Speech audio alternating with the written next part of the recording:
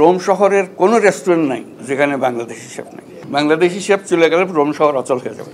আর এখানে যেহেতু বহুজন সম্মান করার জন্য রোম শহরের সবচেয়ে বড় বড় রেস্টুরেন্ট যেগুলো আছে সেখানে খেতে নিয়ে যায়, ডিনার খাওয়া হবে। তো আমিও যাই, তারা ডিনার খাওয়াইতে চাই, খাই। কতক্ষণ পরে দেখি আমার চারদিকে ফিসফাস শুরু হয়ে গেছে। কি ব্যাপার? একজন বাংলাদেশি পাওয়া গেল, সে এসে সালাম দেয়, কেন ফার্স্ট আর একটু কথা বলবো। কী বল? সবাই ভেতরে কিচেনে অপেক্ষা করতেছে, আপনার সঙ্গে একটু দেখা করবে। তো মালিক আসলো, মালিকে বললো যে হ্যাঁ আমাদের এখানে বাংলাদেশি আছে।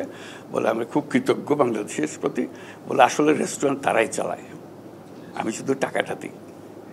বলে এদের কারণেই আমার উপার্জন, তাদের হাতেই এটা। ভেতরে গিয়ে দেখলাম সব কাজকর্ম করতেছে সব বাংলাদেশি। টপ রেস্টুরেন্ট কিন্তু এটা, রাস্তার পাশের রেস্টুরেন্ট না। রোম শহরের কোনো রেস্টুরেন্ট নাই যেখানে বাংলাদেশি শেফ নাই। বাংলাদেশি শেফ চলে গেলে রোম শহর অচল হয়ে যাবে।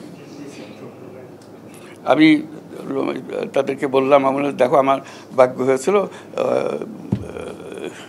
ইয়েতে মস্কোতে রেস্টুরেন্টে আমাকে নিয়ে গেল একজনে, খুব বড় রেস্টুরেন্টে নিয়ে যাবে। আমি ঠিক আছে, খাওয়া দাওয়া করবো, রেস্টুরেন্টে যাব। কতক্ষণ পরে দেখি ঠিক বাংলাদেশি একজন হাজির। বলে স্যার আপনি খাওয়া হয়ে গেল, আপনার সঙ্গে একটা ছবি তুলবো। আচ্ছা ঠিক আছে, ছবি তুলবা। তো বলে তারপর যখন ছবি তোলার জন্য হলো, বলে একটু কিচেনে আসতে হবে। কিচেনে গিয়ে দেখি অনেক আরও মস্কোতে, এবং এটা হলো টপ রেস্টুরেন্ট মস্কোর। তার মধ্যে পুরো জিনিস চালাচ্ছে কিন্তু ইটালিয়ান খাবার খাওয়াচ্ছে। মস্কোতে ইটালিয়ান খাবারের জন্য বেস্ট রেস্টুরেন্ট হলো বাংলাদেশি শেফের তৈরি খাবার। এটা তারা সবাই বোঝে এখন। বাংলাদেশি শেফ না হলে বেস্ট রেস্টুরেন্ট হচ্ছে না, এবং ইটালিয়ান খাবার, এটা বাংলাদেশি খাবারের জন্য আসতেছিল তারা, ইটালিয়ান খাবার, এবং এরাই ভালো, সবচেয়ে ভালো। কাজে এইটুকু সম্মান নিয়ে এসছে। গতবার একবার যখন এসেছিলাম, একটা সিনেমার দিকে পোস্টার দেখতেছিলাম, একটা বাংলাদেশি ছেলে তৈরি করেছে চারদিকে। হ্যাঁ, কী নাম? বাংলা, নামটা হলো বাংলা। দেখেছেন কিনা জানি না। আমার সবাই বললো যে এটা তো দেখতে হবে। আমি হ্যাঁ আমিও দেখবো একটু, চলো। তো দেখার জন্য নিয়ে গেল। দেখা যে তার মা বাপ যত আছে সবাই আসলো, সেই ছেলেও আসলো যে করেছে আমার সঙ্গে দেখা করার জন্য।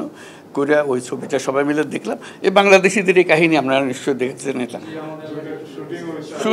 শুটিং খুব মজা লাগলো। যে মানে আমি বলছি যে কত দিকে এটা শুধু রেস্টুরেন্ট চালাচ্ছি, ব্যবসা করছি, আন্তর্জাতিক ব্যবসা করছি তা না, কালচারের মধ্যে ঢুকে গেছে, এবং সম্মান খুব ভালো রিভিউ পেয়েছে এটা। কাজে এই সম্পর্কটা কীভাবে গড়ে তোলা, আপনারা জায়গাটা করে দিয়েছেন, হার্ডেস্ট পার্ট আপনারা করেছেন। নেক্সট যারা আসবে তারা তৈরি জিনিসের উপরে যাবে, এবং আসবে, আরও আসবে। আমরা চাচ্ছি যে আসুক, ইতালির সঙ্গে পরিচয় হোক, ইউরোপের সঙ্গে পরিচয় হোক, তাতে বাংলাদেশের অনেক উপকার হয়। ইয়াং ছেলেবেলারা দেখে থাকে আমরা যেতে পারবো, আমরা এরকম করতে পারবো। ওনারা যেরকম উন্নতি, ওরা সাহস করে এসছেন। আপনারা তো জানতেন না যে এত বড় ব্যবসা করতে পারবেন। যখন এসছেন অনিশ্চয়তার মধ্যে এসছেন, অনেক দুঃখ কষ্টের মধ্যে এসছেন, অনেক জানা ছিল না কী করবো ইত্যাদির মধ্যে এসছেন।